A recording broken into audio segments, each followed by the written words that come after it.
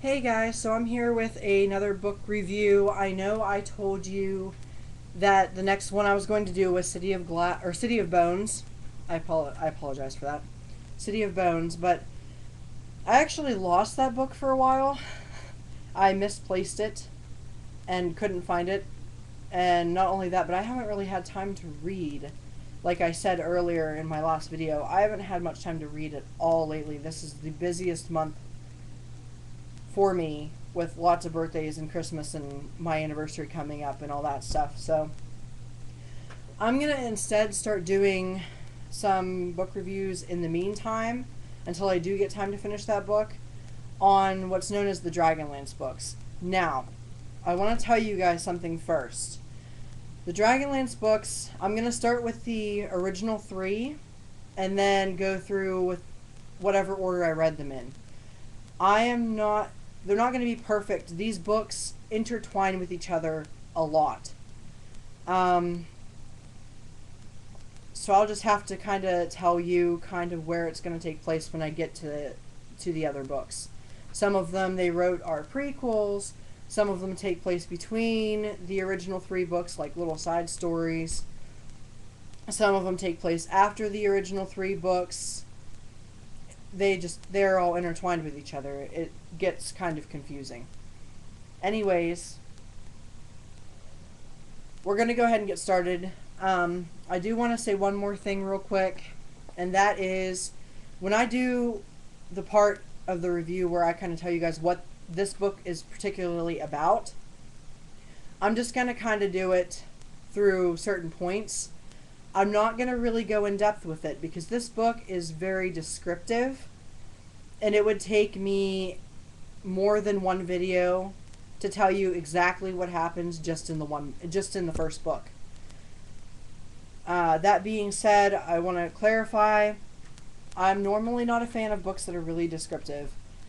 And these ones are descriptive, but they have to be, or else you would be so confused as to what's going on that you would not be interested in reading it. So it's descriptive, but it's for a good point. It kind of has to be descriptive. That being said, we're going to go ahead and get started. The first book, which as you guys know, on the title I put DLReview 1. That just means Dragonlance Review 1. Because there's a lot of Dragonlance books, and I don't know, there's like 70 or more books to this series so far, so I'm starting this as like a separate review section just for Dragonlance. That's what the DL stands for, is Dragonlance. These are Dragonlance books. So let's get started with the first one. This is the first book that was released. This is not the original cover on the book. It's a newer cover. I do have the original cover on, I think, the third book, the third original book. But the original three are known as the Dragonlance Chronicles.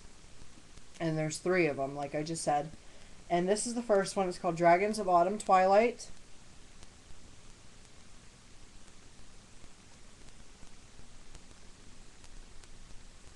And they are written by, this one's written by Margaret Weis and Tracy Hickman. Now the reason why I said this one is because there's different authors to different books. But this one's done by Margaret Weis and Tracy Hickman. And I'm going to go ahead and read you the back of it really quick.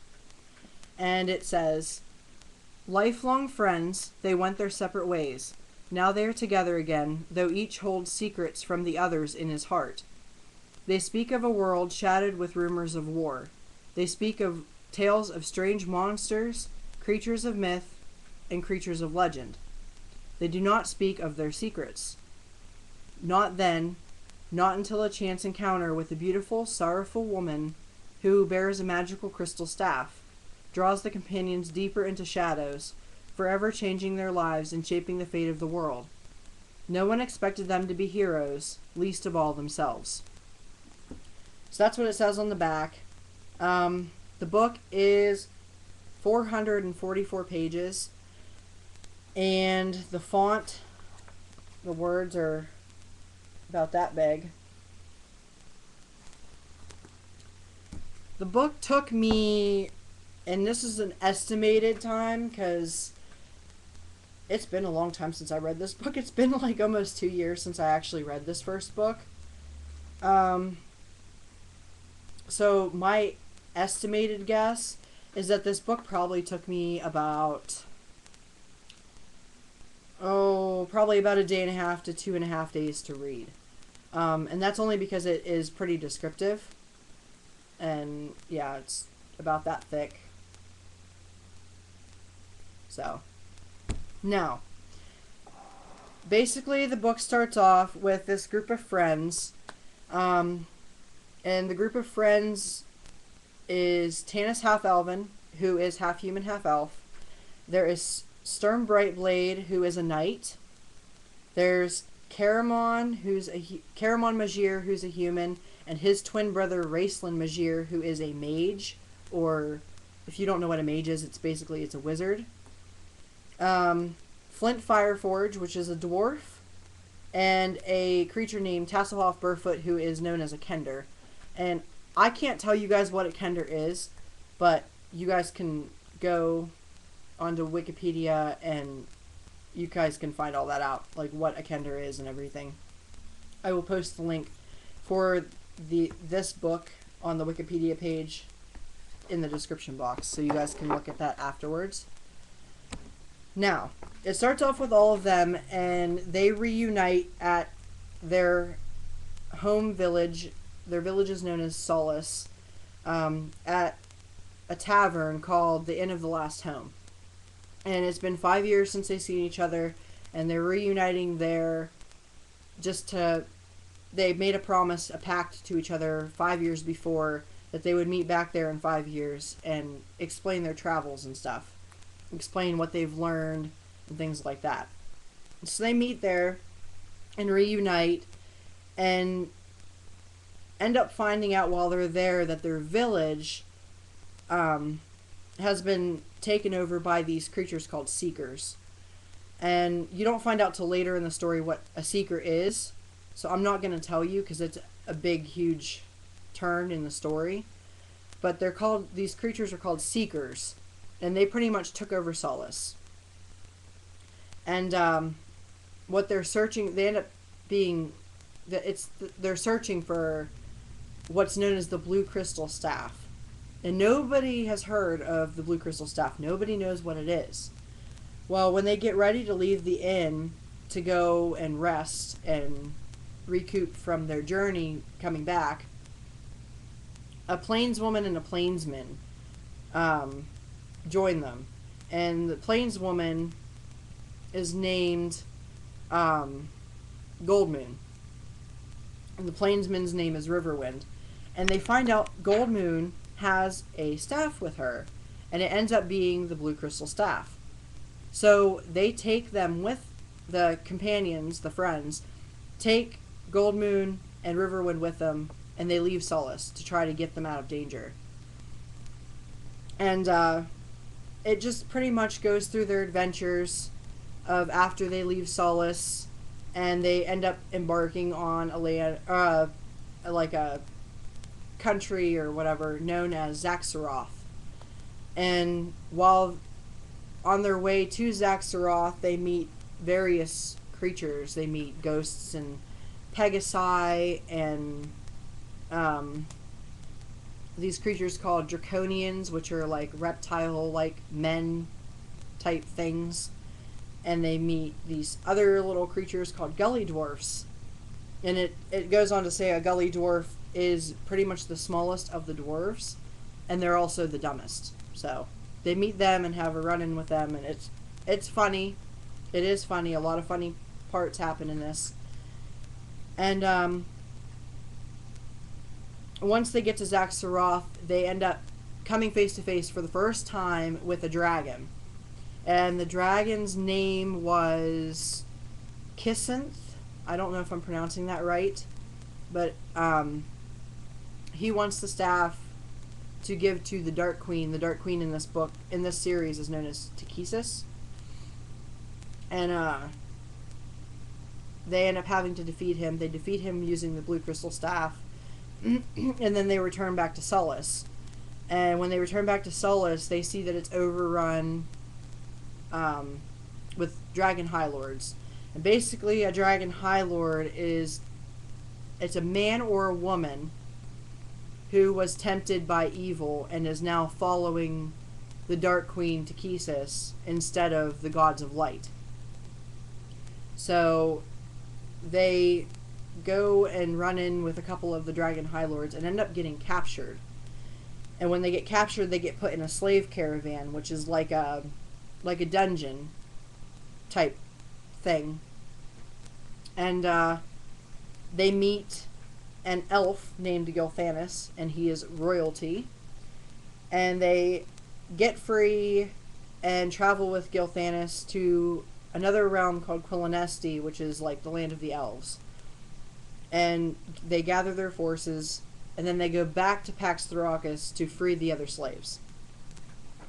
Basically, that's the gist of it. There is a lot, and I mean a lot, I am leaving out. Lots happen between all those things I said, and lots happen after what I just said.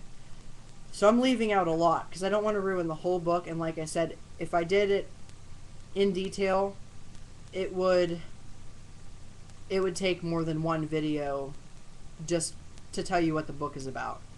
That's, like I said, that's why I'm leaving a link in the Wikipedia, for Wikipedia in the description box for you guys to look for yourselves to get a clearer idea of what's going on. Now, on to what I thought of the book.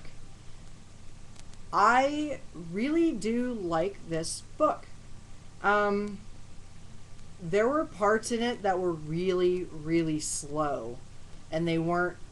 I mean, it had a really fast pace, and then it got really slow for like 100 or so pages. And then it caught back up and got fast-paced again. And the slow part, I didn't care for, obviously, because it was really slow and boring. But all in all, total for the book is really good. And that's actually why I went ahead and got the second book and started reading it. And now I'm on like the 5th or 6th book. So I've read quite a bit.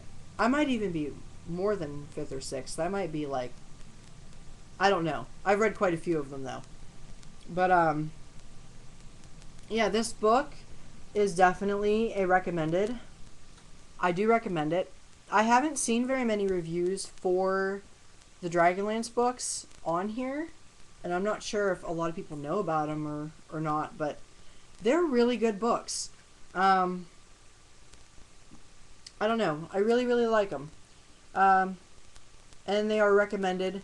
Like I said, they do go into a lot of detail, and they do explain a lot of things.